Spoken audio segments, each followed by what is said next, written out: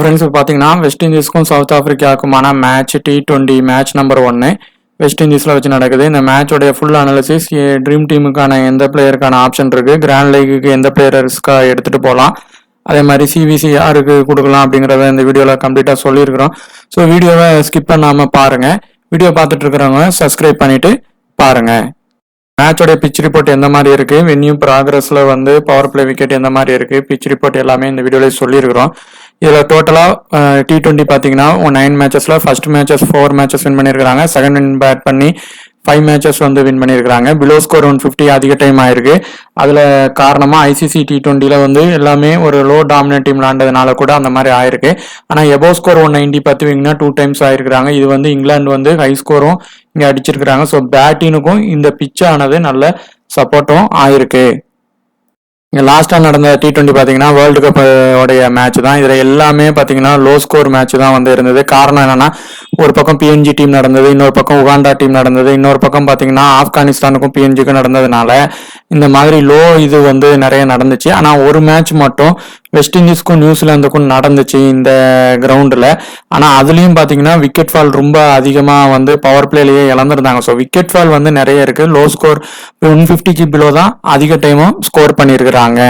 அது மாதிரி total last 4 matches பார்த்தும்போது ஸ்பின்னர்ஸ்க்கு 11 விக்கெட்டும் ஃபேசர்ஸ்க்கு 33 wicket இருக்கு. ஃபர்ஸ்ட் இன்னிங்ஸ்ல ஸ்பின்னருக்கு 11 விக்கெட் எடுத்துருக்காங்க. செகண்ட் இன்னிங்ஸ்ல வந்து பண்ணல. மேபி ஒரு டாமினன்ட் டீம் வந்து ஃபர்ஸ்ட் இன்னிங்ஸ் பவுலிங் போட்டு கூட அதை பண்ணியிருப்பாங்க. அது மாதிரி ஃபர்ஸ்ட் இன்னிங்ஸ் ஃபேசர்ஸ்க்கு 25 விக்கெட் கிடைச்சிருக்கு. செகண்ட் இன்னிங்ஸ்ல பாத்தீங்கன்னா வெறும் 8 விக்கெட் தான் கிடைச்சிருக்கு. ஸோ மேபி பார்த்தீங்கன்னா இப்போ ஒரு நியூசிலாந்து மாதிரியான டீமு இல்லை வெஸ்ட் இண்டீஸ் மாதிரியான டீம் ஃபர்ஸ்ட் டாமினேட் பண்ணதுனால அந்த லோ டீமை நிறைய விக்கெட் எடுத்திருக்கிறாங்க. செகண்ட் இன்னிங்ஸ் பண்ணுறப்போ அவங்க சேஸ் பண்ணுறப்போ 1-2 விக்கெட் தான் இழந்திருக்கிறாங்க. ஸோ அதனால கூட அப்படி இருக்கும். இப்போ ஈக்குவல் டீம் வந்து பண்ணுறப்போ கண்டிப்பா வந்து பாத்தீங்கன்னா விக்கெட் ஃபால் வந்து ஈக்குவலா ஃபர்ஸ்ட் இன்னிங்ஸ் செகண்ட் இன்னிங்ஸ் ரெண்டுமே விடுறதுக்கான வாய்ப்பு இந்த இதுல இருக்கு. வெஸ்ட் இண்டீஸோட பாசிபிள் பிளே என்னன்னு பாத்தீங்கன்னா Shai Hope, Charles, Pooran, Roston Chase, Rovman Powell, Hetmyer, Shepherd, அப்புறம் பார்த்தீங்கன்னா மோட்டி இல்லைனா எஃப்ஆலன் வந்து பிளே பண்ண வாய்ப்பு இருக்கு. அந்த 2 பேர்ல ஒருத்தங்க அகில் ஹுசேன், எஸ் ஜோசப், அதே மாதிரி ஓமெக்காய் இவங்க வந்து பிளே 11ல இருக்கிறதுக்கான அதிகமான வாய்ப்பே இருக்கு. சவுத் ஆப்பிரிக்காவுடைய பாசிபிள் பிளே என்னன்னு பார்த்தீங்கன்னா ரியன் Rickelton, Hendricks, Markram, Rassie van der Dussen, Ferreira, Tristan Stubbs, Mulder, Fortuin, Burger, Bartman, Ngidi maximum இவங்க தான் பிளேயிங் 11ல வந்து பிளே பண்ற வாய்ப்பு இருக்கு. 1 or 2 சேஞ்சஸ் மேபி கூட இருக்கவும் வாய்ப்பு இருக்கலாம். இந்த மேட்சோடைய பிச் ரிப்போர்ட் ஆனது பாத்தீங்கன்னா இது வந்து ஒரு பேட்டிங் சர்ஃபேஸுக்கான பிச்சு தான். ஆனால் லாஸ்ட்டாக நடந்த வென்யூ ப்ராக்ரஸில் உள்ள மேட்ச் எல்லாம் பார்த்தீங்கன்னா அது வந்து ஃபுல்லாக ஒரு லோ டீம் கூட நடந்ததுனால அவங்க டாமினேட் பண்ணியிருக்கிறாங்க. ஸோ பேட்டிங் சர்ஃபேஸ்க்கும் சப்போர்ட் பண்ணும். அதே மாதிரி பவுலர்ஸ் வந்து ஃபாஸ்ட் பவுலர்ஸுக்கு கொஞ்சம் சப்போர்ட் ஆகும். நல்ல வேரியேஷன் போடுறவங்க இவங்க நிகிடி அவங்களுக்கு மாதிரியான பவுலர்ஸுக்கு நல்ல சப்போர்ட் ஆகும். அப்புறம் பார்த்தீங்கன்னா மெக்காய் இந்த மாதிரி பவுலர்ஸுக்கு யாரெல்லாம் வேரியேஷன் பண்ணுறாங்க, இன்ஸ்விங் அவுட் ஸ்விங் நல்லா பண்ணுறாங்களோ இல்லை கட்டர்ஸ் போடுறவங்க அவங்களுக்கு நல்ல இந்த பிச்சானது சப்போர்ட் ஆகும். அது மாதிரி ஸ்பின்னர்ஸுக்கு பார்த்தீங்கன்னா ஃபர்ஸ்ட் இன்னிங்ஸ் இந்த மேட்ச் சப்போர்ட் ஆகிருக்கும். நீங்கள் வென்யூ ப்ராக்ரஸ் பார்த்துருந்தீங்கன்னா அது உங்களுக்கு தெரியும். ஸோ ஆனால் செகண்ட் இன்னிங்ஸும் இப்போ ஒரு வேளை நல்ல ஒரு ஸ்பின்னர்ஸ் வந்து பவுலிங் போடுற பட்சத்தில் விக்கெட் ஆனதும் கிடைக்கும். ஸோ ஃபர்ஸ்ட் இன்னிங்ஸ் வந்து ஸ்பின்னருக்கும் விக்கெட் வந்து இங்கே கிடைச்சிருக்கு. அந்த பவர் பிளேயை பொறுத்தவரை எல்லாமே பார்த்தீங்கன்னா விக்கெட் நிறைய வந்திருக்கு. அதுக்கு காரணம் என்னென்னா அந்த உகாண்டா, PNG இந்த மாதிரி டீம் வந்து விளையாண்டதுனால தான் விக்கெட் நிறைய விழுந்திருக்கு. அதே மாதிரி பார்த்தீங்கன்னா வெஸ்ட் இண்டீஸ் விஸ் நியூசிலாந்து, வெஸ்ட் இண்டீஸ் விஸ் நியூசிலாந்துக்கும் பார்த்தீங்கன்னா பவர் பிளேல வந்து 2 பக்கமும் நிறைய விக்கெட் விழுந்திருக்கு. ஸோ இது வந்து பவுலினுக்கும் போகிறதுக்கான வாய்ப்புகள் வந்து இருக்கும். அது எப்படின்னா ஒரு லெஃப்ட் ஹேண்டர் பவுலர் வந்து மேக்ஸிமம் இந்த பிச்சில் கொஞ்சம் நல்லா பிளே பண்ணுறதுக்கான வாய்ப்பு வந்து இருக்கும். அது ஸ்பின்னர்ஸ் அதே மாதிரி ஃபாஸ்ட் பவுலர்ஸ்லையும் பண்ண வாய்ப்பு இருக்கும். அதே மாதிரி பார்த்தீங்கன்னா இங்கிலாந்து டீம் வந்து இங்கே 260க்கு மேலேயும் ரன்ஸ் அடிச்சிருக்காங்க. ஸோ இது பேட்டிங் அண்ட் பவுலிங் ரெண்டுக்குமே சப்போர்ட் ஆகும். ஆனால் கரண்ட் ப்ராக்ரஸாக கொஞ்சம் பவுலினுக்கும் நல்ல சப்போர்ட் ஆகுது. பவர் பிளே ப்ராக்ரஸ் பொறுத்தவரை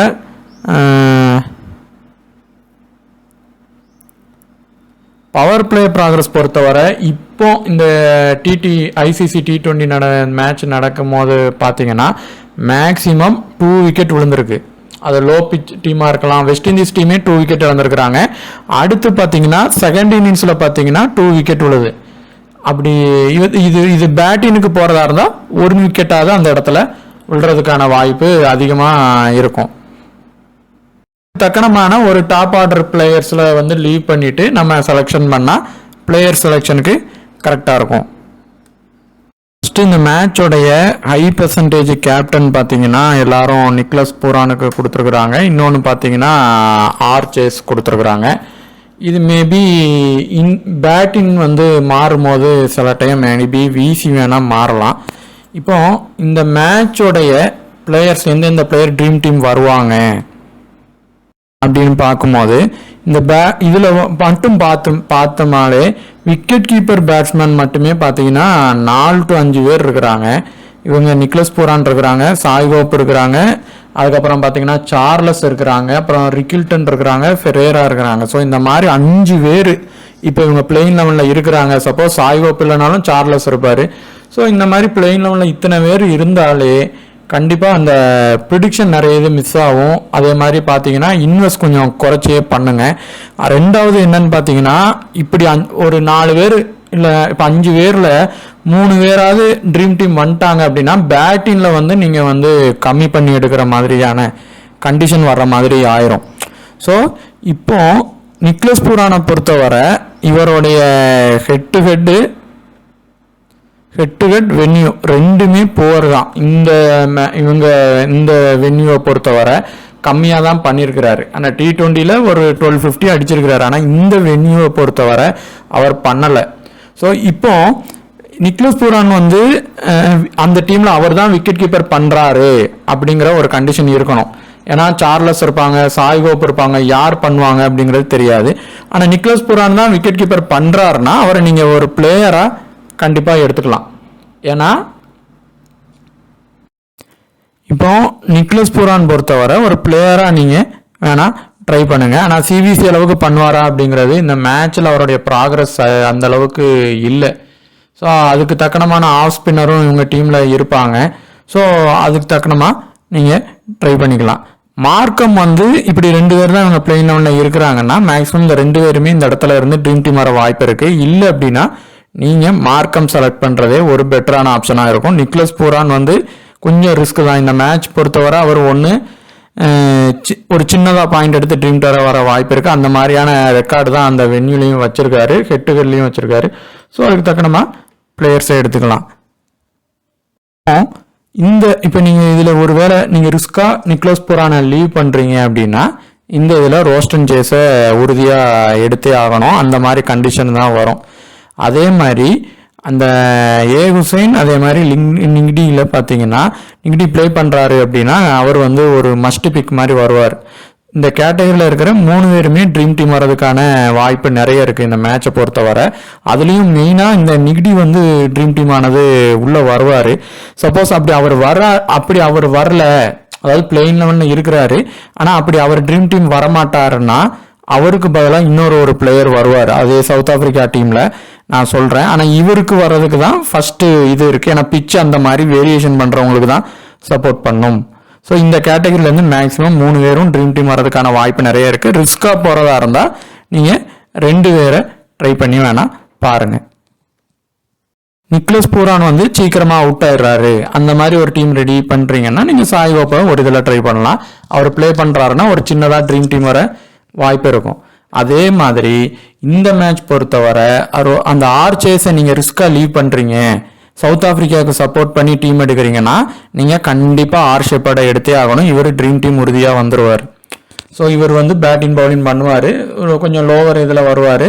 ஸோ இப்போ வெஸ்ட் இண்டீஸ் வந்து லாஸ் ஆகிற மாதிரி கண்டிஷன் இருக்குன்னா இவர் வந்து பவுலிங் பேட்டிங் பண்ணுவார். ட்ரீம் டீம் வர்றதுக்கான வாய்ப்பு இருக்கும். அதே மாதிரி இந்த ரான் ஆண்டர்சன் ஆர் பவலில் கண்டிப்பாக ஒருத்தங்க ட்ரீம் டீம் வந்தே தீருவாங்க. அதில் பார்த்தீங்கன்னா ஒன்று நீங்கள் ரோமன் பவுலை வந்து ட்ரை பண்ணலாம். இப்போ ரோமன் பவுல் ஃபர்ஸ்ட் பேட்டிங் பண்ணுறாரு அப்படின்னா நீங்கள் ரோமன் பவுல் ட்ரை பண்ணுங்கள். இல்லை அப்படின்னா அந்த இடத்துல நீங்கள் ரான் ஆண்டர்சனை ட்ரை பண்ணிக்கலாம். ஸோ ஒருத்தரை இந்த கேட்டகரியில் ட்ரை பண்ணிக்கலாம். அதே மாதிரி இந்த 2 பேர்ல இருந்து நீங்கள் ஒருத்தரை ட்ரை பண்ணால் போதும்.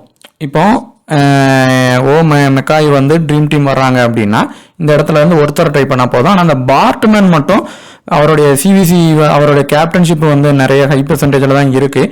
ஃபர்ஸ்ட் இன்னிங்ஸ் போட்டால் இந்த பார்ட்மேனை ட்ரை பண்ணலாம். அப்படி இல்லைன்னா கூட கொஞ்சம் லீவ் பண்ணலாம். இல்லை நெகட்டிவ் டீம்ல இல்லை அப்படின்னா இவரை உறுதியாக எடுத்துக்கோங்க. ஸோ இப்போ மெக்காய் வந்து இந்த மெக்காய் வந்து உள்ள கண்டிப்பாக ட்ரீம் டீம் வருவார். அப்படி அவர் வரலன்னா அந்த இடத்துல மேக்சிமம் பார்த்தீங்கன்னா மோட்டி ஸ்பின்னர் உள்ள வருவார். ஒரு மோட்டி வருவார். அப்படி மோட்டி இல்லை டீம்லேயே இல்லை அப்படி இல்லை பிளெயின் லெவன்லேயே மோட்டி இல்லைன்னா அந்த இடத்துல உறுதியாக மெக்காயை நீங்கள் வந்து எடுத்துக்கலாம். ஸோ இதில் வந்து பார்த்தீங்கன்னா மேக்சிமம் பார்த்தீங்கன்னா ஒரு 3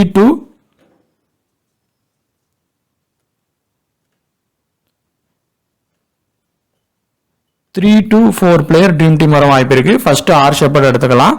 சாய் ஹோப் ரெண்டாவது ட்ரை பண்ணலாம். இந்த 2 பேர்லேருந்து ஒருத்தங்க. நீங்கள் இன்னொரு டீம் வெஸ்ட் இண்டீஸுக்கு சவுத் ஆப்பிரிக்காவுக்கு சார்பமாக எடுக்கும்போது வேண்டர்சனை ட்ரை பண்ணலாம். அதே மாதிரி இவங்க 2 பேர்லேருந்து ஒருத்தங்களை ட்ரை பண்ணாலே போதும். ஃபர்ஸ்ட் வந்து மெக்காயை ட்ரை பண்ணுங்க. மெக்காயை பொறுத்தவரை நல்ல அந்த பிச்சுக்கு அவருக்கு ஆப்டா இருக்கும் அப்படிங்கிற மாதிரியான கண்டிஷனில் தான் இருக்கு. ஸோ அவரை ட்ரை பண்ணலாம்.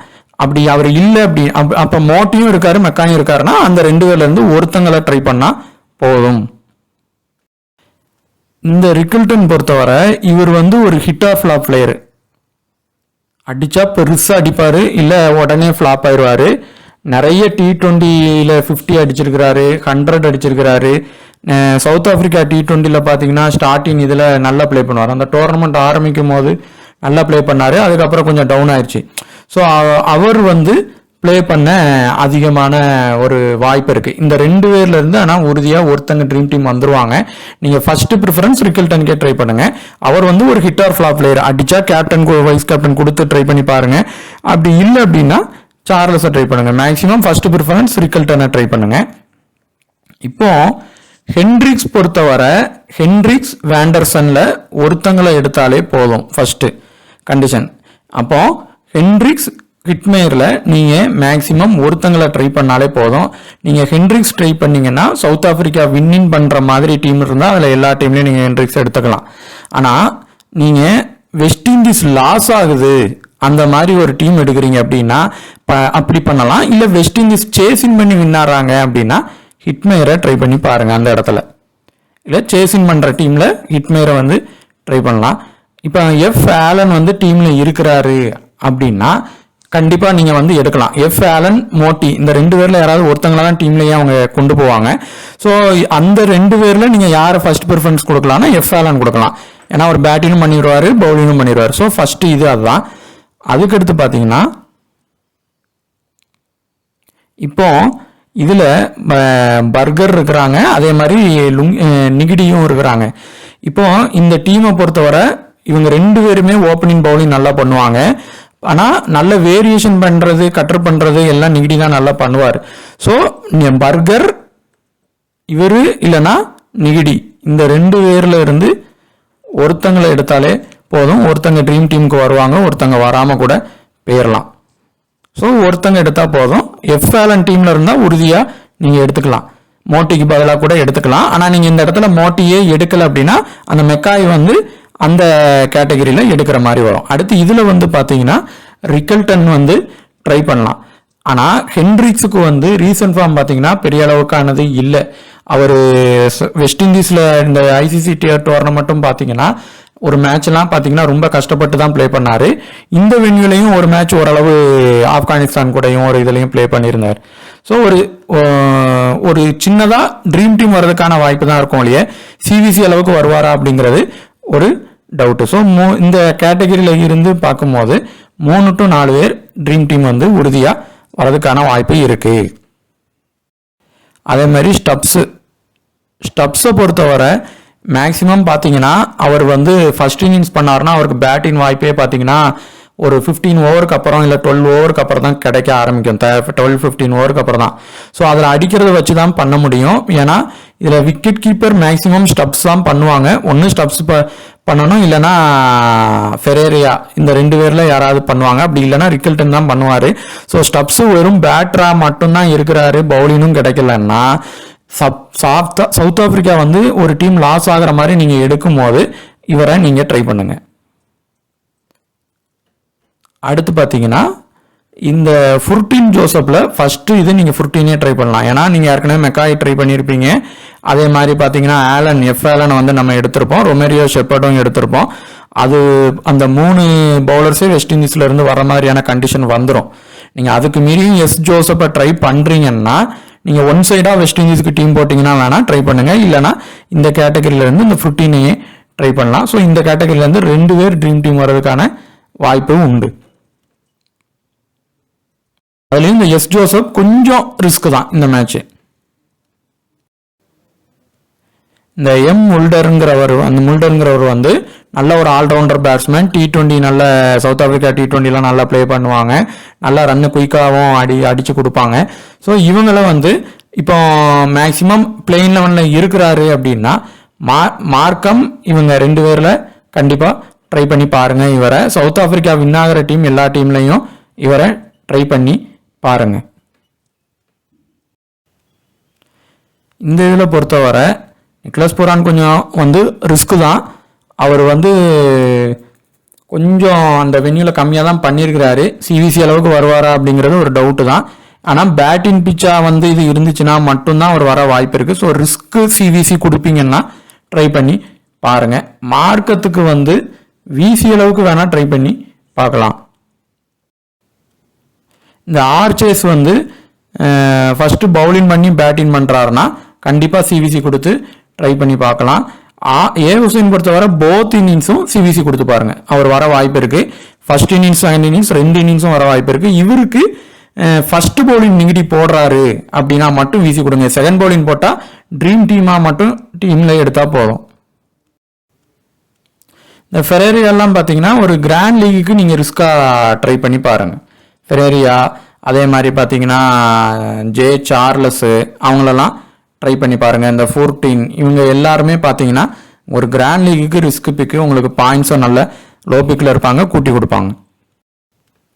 அது மாதிரி ஷிப்பர்ட் வந்து இப்போ நல்ல T20 ஃபார்ம் ரீசன்ட் ஃபார்ம் நல்லா பண்ணிட்டு வந்துட்டு இருக்கிறாங்க. ஸோ அவருக்கு ஒரு இதில் சி கொடுத்து பாருங்க. அவர் பவுலிங் பண்ணி பேட்டிங் பண்ணாருன்னா வாய்ப்பு அவருக்கு கண்டிப்பாக இருக்கும். ஆனால் பேட்டிங் பண்ணி பவுலிங் பண்ண வராருன்னா அவருக்கு பேட்டிங் வாய்ப்பு கிடைச்சா மட்டும்தான் பெர்ஃபார்மன்ஸ் பண்ண முடியும். ஸோ பவுலிங் பண்ணி பண்ணாருன்னா கண்டிப்பாக கேப்டன் அளவுக்கு ட்ரை பண்ணி பார்க்கலாம். அது மாதிரி மெக்காய் வந்து ஃபர்ஸ்ட் பவுலிங் போடுறாங்க நான் மட்டும் சிவிசி அளவுக்கு ட்ரை பண்ணுங்க. செகண்ட் பவுலிங்கும் இவர் மேக்ஸிமம் ஓரளவு போட்டுருவாரு. செகண்ட் பவுலிங் போட்டால் விசி அளவுக்கு மட்டும் ட்ரை பண்ணுங்க, கேப்டன் அளவுக்கு ட்ரை பண்ண வேண்டாம். ஆனால் போத் இன்னிங்ஸும் இவர் வந்து ஒரு நல்ல ஒரு மஸ்ட் பிக் பிளேயர் மாதிரி தான் இருப்பார். ஸோ மேக்ஸிமம் பார்த்தீங்கன்னா 50% கீழே பேட்டிங் பிச் கண்டிஷன் மாதிரி தான் இருக்குன்னா லேட்டஸ்ட் பிச் பார்த்துட்டு அதுக்கப்புறம் 2 to 3 பேர் எடுத்தால் போதும் பிலோ. இதே பவுலிங் பக்கம் கம்ப்ளீட்டாக மாறுது, அந்த லோ டாமினேட் டீம் மாதிரி தான் பண்ணியிருக்கிறாங்க அப்படின்னா, ஏன்னா வெஸ்ட் இண்டீஸ் நியூசிலாந்து டீமும் லோ ஸ்கோர் தான் பண்ணியிருக்கிறாங்க, விக்கெட் ஃபால் நிறையா இருக்குது. அந்த மாதிரி இருக்குன்னா 4 to 5 பேர் 50க்கு பிலோ வந்தே தீருவாங்க. ஸோ அந்த மாதிரி டீம் ட்ரை பண்ணி பாருங்கள். உங்களுக்கு இந்த வீடியோ பார்த்துட்டு கண்டிப்பாக ஒரு லைக் பண்ணி சப்ஸ்கிரைப் பண்ணி ஷேர் பண்ணுங்கள். தேங்க்யூ.